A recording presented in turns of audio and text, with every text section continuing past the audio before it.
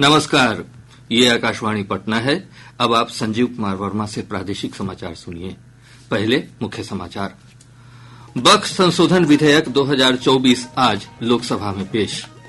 भारी हंगामे के बीच विधेयक को संयुक्त संसदीय समिति को भेजा गया। पेरिस ओलंपिक में भारत ने स्पेन को 2-1 से हराकर कांस्य पदक जीत लिया है। भाला फेंक प्रतियोगिता में नीरज चोपड़ा स्वर्ण पदक के लिए मैदान में उतरेंगे। केंद्र सरकार ने कहा, प्रधानमंत्री रोजगार प्रोत्साहन योजना के तहत 1,21,00,000 से अधिक लोगों को रोजगार मिला। और मानसून की सक्रियता से प्रदेश के विभिन्न भागों में बारिश का सिलसिला जारी। मौसम विभाग ने राज्य के अधिकांश भागों में मेघ गर्जन और वज्रपात का अनुमान जताया। अब समाचार विस्तार से। वक्फ संशोधन विधेयक 2024 लोकसभा में आज पेश किया गया। अल्पसंख्यक मामलों के मंत्री किरण रिजिजू ने इसे पेश करते हुए कहा कि विधेयक का उद्देश्य राज्य वक्फ बोर्डों की शक्तियों और कामकाज के साथ साथ वक्फ संपत्तियों के पंजीकरण और सर्वेक्षण से संबंधित मुद्दों का समाधान करना है। इस विधेयक को लेकर सत्ता पक्ष और विपक्ष के बीच तीखी नोकझोंक हुई। भारी हंगामे के बीच वक्फ संशोधन विधेयक 2024 को संयुक्त संसदीय समिति को भेज दिया गया। अल्पसंख्यक कार्य मंत्री किरण रिजिजू ने लोकसभा में विधेयक पेश करते हुए कहा कि सरकार प्रस्तावित कानून की आगे की जांच के लिए तैयार है। श्री रिजिजू ने कहा कि केंद्र सरकार के पास इस विधेयक के बारे में छिपाने के लिए कुछ भी नहीं है। इस बिल में जो भी प्रावधान है, आर्टिकल 25 से लेकर के 30 तक किसी रिलीजियस बॉडी का जो फ्रीडम है उसमें कोई हस्तक्षेप नहीं किया जा रहा है, ना ही संविधान का किसी भी अनुच्छेद का इसमें उल्लंघन किया गया है। इसमें हमने जो ब्रॉड बेस किया है, किसी का हक छीनना तो बात छोड़ दीजिए, जिनको हक नहीं मिला है उनको हक देने के लिए ये बिल लाया गया है। श्री रिजिजू ने कहा कि इस विधेयक का उद्देश्य धार्मिक निकाय के कामकाज में हस्तक्षेप करना नहीं है। उन्होंने कहा कि इसका उद्देश्य मुस्लिम समुदाय के वंचित और गरीब वर्गों को न्याय प्रदान करना है। उन्होंने कहा कि यह विषय संविधान की समवर्ती सूची में आता है और केंद्र इस पर कानून बनाने के लिए पूरी तरह सक्षम है। श्री रिजिजू ने कहा कि यह कानून सच्चर समिति और पिछली सरकारों की विभिन्न समितियों के सिफारिशों के अनुसार लाया गया है। उन्होंने कहा कि वक्फ बोर्डों के कामकाज में कई खामियां हैं और कुछ लोगों ने इन बोर्डों पर कब्जा कर लिया है।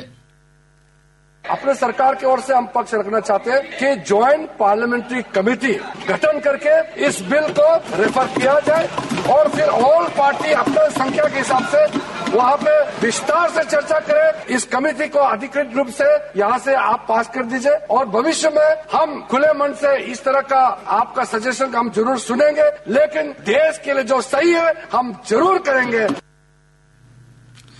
पेरिस ओलंपिक में भारत ने स्पेन को हराकर कांस्य पदक जीत लिया है। भारत ने स्पेन को 2-1 से पराजित किया। ओलंपिक में अब तक भारत ने 4 कांस्य पदक जीता है। इधर पेरिस ओलंपिक में आज विश्व चैंपियन भाला फेंक खिलाड़ी नीरज चोपड़ा अपने खिताब की रक्षा करने उतरेंगे।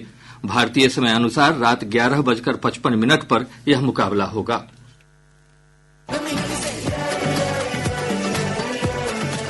आज पुरुषों के जेवलिन थ्रो में टोक्यो ओलंपिक खेलों के स्वर्ण पदक विजेता नीरज चोपड़ा अपने दूसरे ओलंपिक पदक पर भाला फेंकने उतरेंगे। पूरे देश की शुभकामनाएं उनके साथ हैं।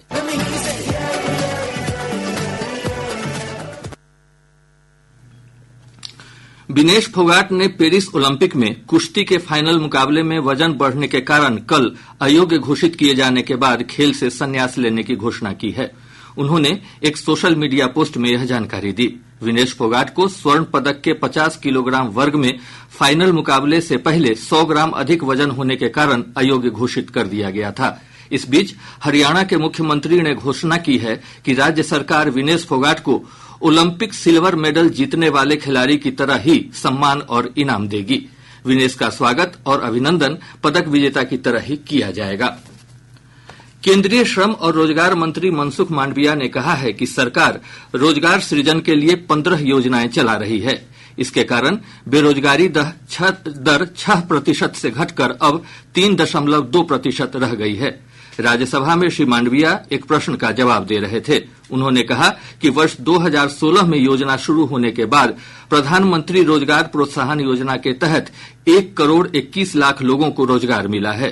श्री मांडविया ने कहा कि मुद्रा योजना के तहत 18 करोड़ 29 लाख रुपए के ऋण स्वीकृत किए गए और 49 करोड़ लोगों को मदद मिली है। इकोनॉमी ग्रो करेगी, मतलब देश में रोजगारी का सृजन हो रहा है। आज 2017 से भारत सरकार ने एक रोबस्ट मैकेनिज्म तय करा है, जिसमें हम हर साल में एक बार डेटा क्रिएट करते हैं 6 महीने में, बाद में हर महीने में कितने लोगों को जॉब मिला, कितने लोगों के लिए जॉब अपॉर्चुनिटी ओपन हुई, ये हम क्रिएट करेंगे।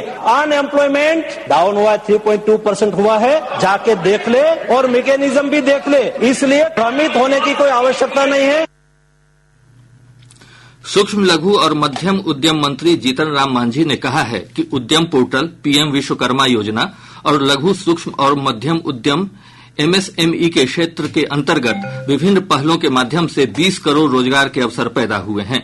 लोकसभा में प्रश्नकाल के दौरान एक पूरक प्रश्न का उत्तर देते हुए श्री मांझी ने कहा कि मंत्रालय के उद्यम पोर्टल पर अकेले 4 करोड़ 8 लाख लोग पंजीकृत हुए हैं। उन्होंने बताया कि मंत्रालय क्रेडिट गारंटी योजना, आत्मनिर्भर योजना और अन्य पहलों के तहत देश में रोजगार के अवसर बढ़ाने का प्रयास कर रहा है।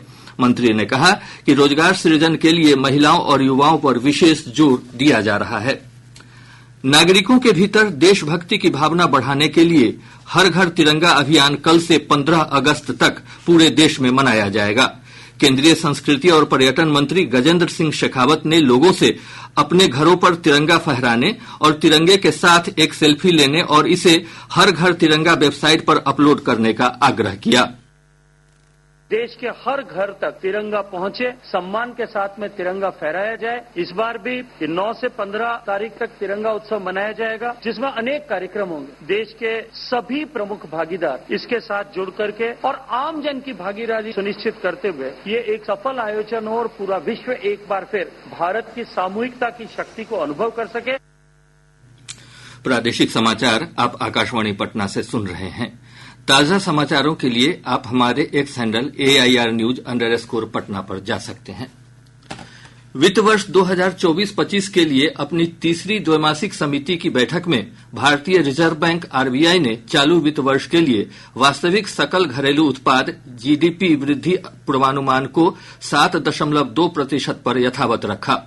भारतीय रिजर्व बैंक के गवर्नर शक्तिकांत दास ने कहा कि मौद्रिक नीति समिति ने 6 में से 4 सदस्यों के बहुमत से रेपो रेट को 6.5% पर अपरिवर्तित रखने का फैसला किया है।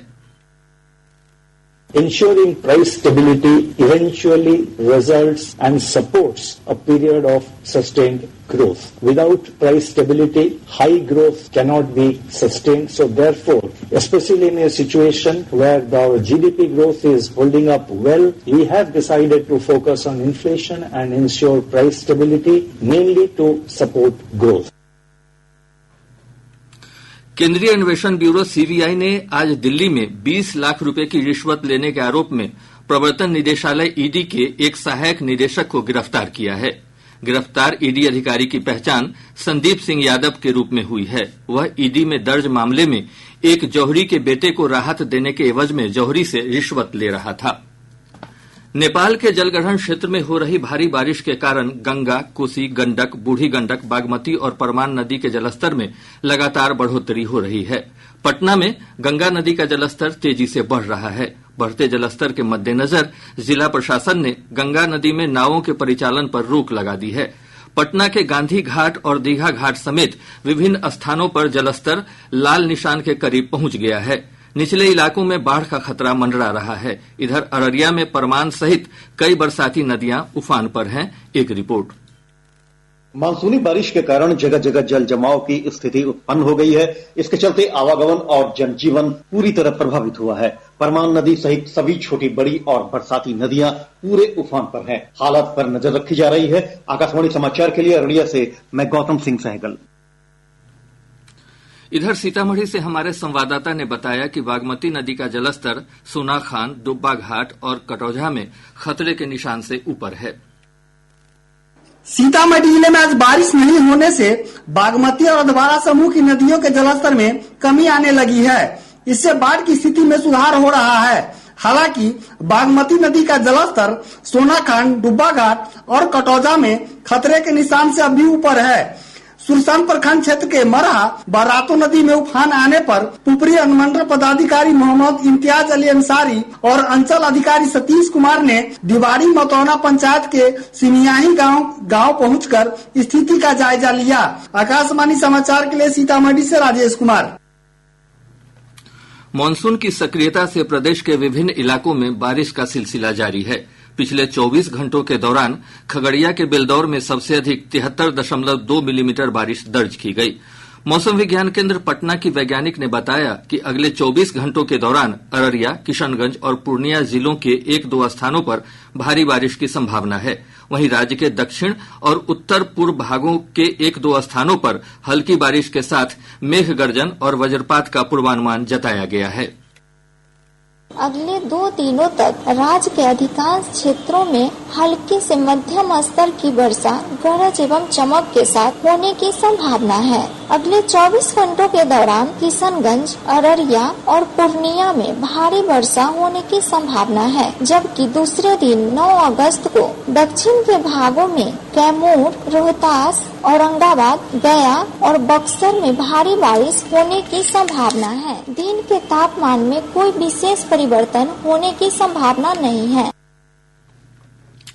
बेगूसराय और मोकामा के बीच गंगा नदी पर बने राजेंद्र सेतु पर सड़क मरम्मत का कार्य चल रहा है। इसके कारण आज रात 10 बजे से कल सुबह 6 बजे तक आवागमन बंद रहेगा। अररिया व्यवहार न्यायालय ने 12 वर्ष पूर्व एमडीएम के 2 क्विंटल चावल गबन करने के मामले में दोषी प्रणव कुमार और भरगामा उत्क्रमित मध्य विद्यालय के एक प्रधानाध्यापक को 3 साल की सजा के साथ 10-10 हजार रूपये का अर्थदंड भी लगाया है। इधर बक्सर की एक अदालत ने गांजा तस्करी के मामले में एक युवक को 10 साल सश्रम कारावास और 50 हजार रूपये जुर्माना की सजा सुनाई है। मुख्यमंत्री नीतीश कुमार ने ककुलत के सौंदर्यीकरण में उल्लेखनीय योगदान के लिए नवादा के वन प्रमंडल पदाधिकारी संजीव रंजन को प्रशस्ति पत्र देकर सम्मानित किया। मौके पर वन और पर्यावरण मंत्री डॉक्टर प्रेम कुमार भी मौजूद थे। गोपालगंज जिले के भोरे थाना क्षेत्र के लामी चौर से पुलिस ने 2 मानव खोपड़ी के साथ तांत्रिक को गिरफ्तार किया है। खगड़िया जिला परिषद के उपाध्यक्ष पद पर 11 सदस्यों के समर्थन से निकिता कुमारी निर्विरोध उपाध्यक्ष चुन ली गई। निवर्तमान उपाध्यक्ष श्वेत शिखा समेत 6 सदस्य मतदान में शामिल नहीं हुए। कैमूर के जिलाधिकारी सावन कुमार ने कलेक्ट्रेट परिसर से बेटी बचाओ बेटी पढ़ाओ रथ को हरी झंडी दिखाकर रवाना किया। रथ के माध्यम से लोगों को जागरूक कर देश में लैंगिक अनुपात के अंतर को समाप्त करना, महिला सशक्तिकरण सुनिश्चित करना, बालिकाओं की शिक्षा और भागीदारी को प्रोत्साहित करना है। मुंगेर जिले के हवेली खड़गपुर थाना क्षेत्र की पुलिस ने एक युवक को ब्राउन शुगर और चरस के साथ गिरफ्तार किया है। और अब अंत में मुख्य समाचार एक बार फिर।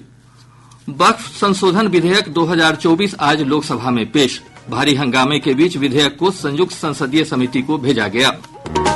पेरिस ओलंपिक में भारत ने स्पेन को 2-1 से हराकर कांस्य पदक जीत लिया है। भाला फेंक प्रतियोगिता में नीरज चोपड़ा स्वर्ण पदक के लिए मैदान में उतरेंगे। केंद्र सरकार ने कहा प्रधानमंत्री रोजगार प्रोत्साहन योजना के तहत 1 करोड़ 21 लाख से अधिक लोगों को रोजगार मिला। और मानसून की सक्रियता से प्रदेश के विभिन्न भागों में बारिश का सिलसिला जारी। मौसम विभाग ने राज्य के अधिकांश भागों में मेघ गर्जन और वज्रपात का अनुमान जताया। इसके साथ ही आकाशवाणी पटना से प्रसारित प्रादेशिक समाचार का यह अंक समाप्त हुआ।